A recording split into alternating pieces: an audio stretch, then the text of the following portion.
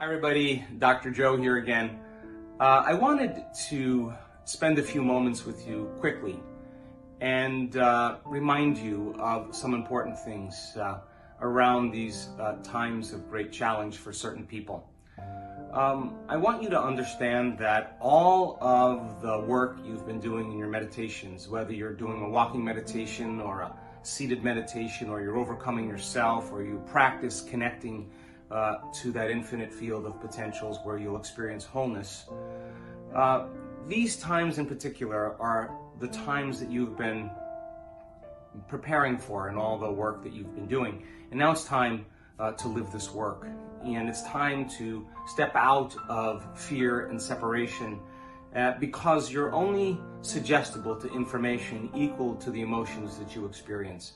And that's what programs the autonomic nervous system into a particular destiny. So when everybody else is experiencing fear, that's the time to experience courage or to maintain courage. When everybody else is in scarcity and lack, that is the time to give. And we have to be able to demonstrate what it looks like to this world, so more and more people are no longer controlled by their environment and the circumstances that are outside of them. So think about it. All of your work and dedication is for you to sustain some type of change independent of the conditions in your environment, to literally be greater than your body and to be able to sustain that change for a period of time. And many people during a time where they experience survival will experience separation. And we know what the stress hormones do in survival. And you have been trained very well to open your hearts and to go against that primitive nervous system that keeps us in our animal nature. So step out of the common, step out of the natural and the normal, and become supernatural and demonstrate what it is to be that to the world. So you give people an opportunity to do the same.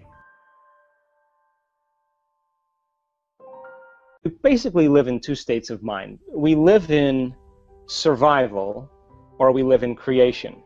Now, living in survival is living in stress. And stress is when your body's knocked out of homeostasis. Stress is when your body's knocked out of balance. The stress response is what your body innately does to return itself back to order. So you have different types of stressors. You have physical stress like injury, trauma, accidents, falls. You have chemical stress like vexes and blood sugar levels and hormones and hangovers. And then you have emotional stress, family tragedies, second mortgages, single parenting, finances.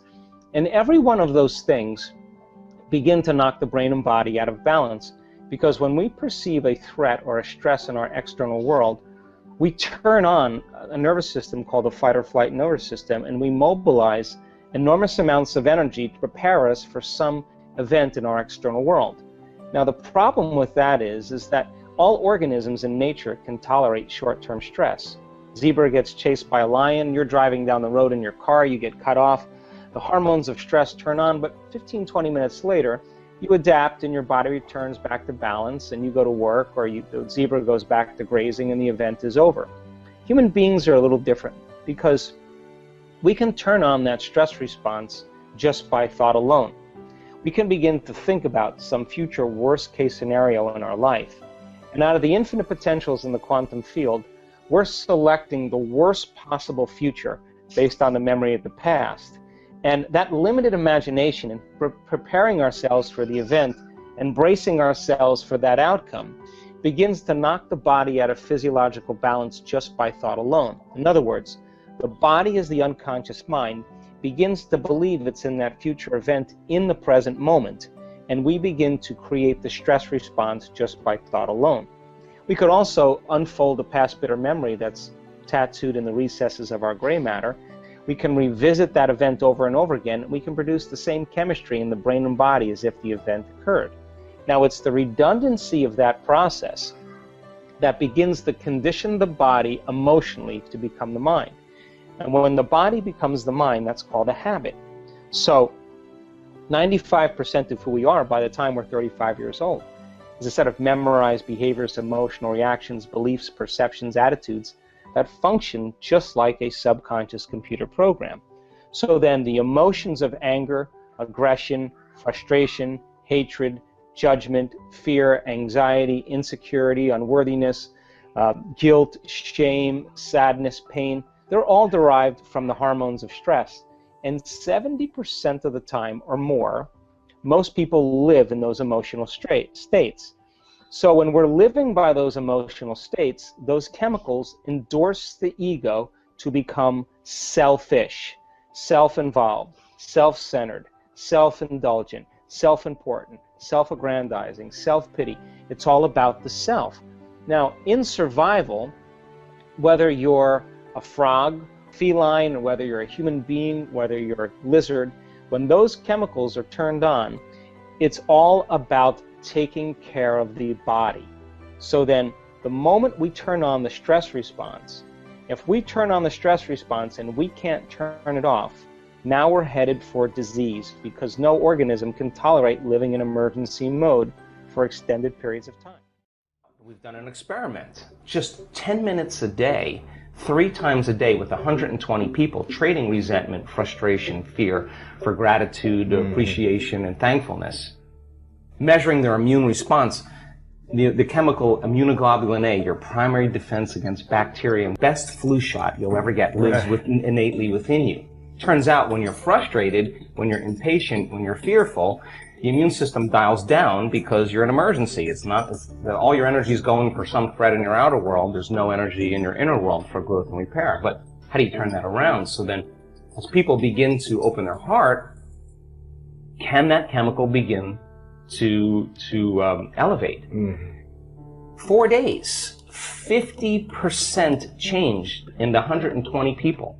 Their IgA levels went up 50% in 4 days. That's your body's immune system is now upregulating genes that are making proteins and immunoglobulins and antibodies that you don't need a flu shot. In other words, your inner state is greater than your outer world. So then, just by doing that, we now know that your immune system is going to get stronger. By the same means, take 120 people or 50 people and measure 7,500 gene regulations. Okay? In 4 days, 2 genes that suppress cancer growth and tumors are activated and upregulated. The genes that stimulate stem cells to go to damaged tissues and repair them, upregulated. The gene for oxidative balance is upregulated. Anti-cancer, anti-aging, anti-heart disease, anti-stroke, anti-neurodegenerative, anti-inflammatory, antimicrobial. Just the body's naturally doing this.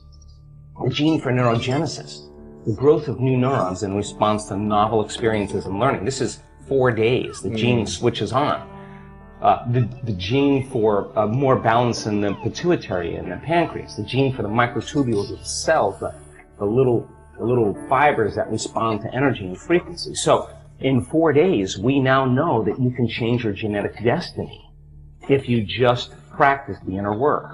We have research to show that 60 days of meditation, 5 days a week, will lengthen your life. The telomeres, the little shoestrings on the end of your DNA, get longer. That means your biological age is changing. So we have the evidence now to show people what's possible. We have brain scans that are so outside of normal that when neuroscientists see them, they're blown away, because the amount of energy that's in the brain during this transcendental moment is hundreds of times outside of normal. Wow. I mean, you can't make your brain do that. Something is happening to you, and that person's having a transcendental moment. And we now know that we can predict it, and we now know that we can induce it.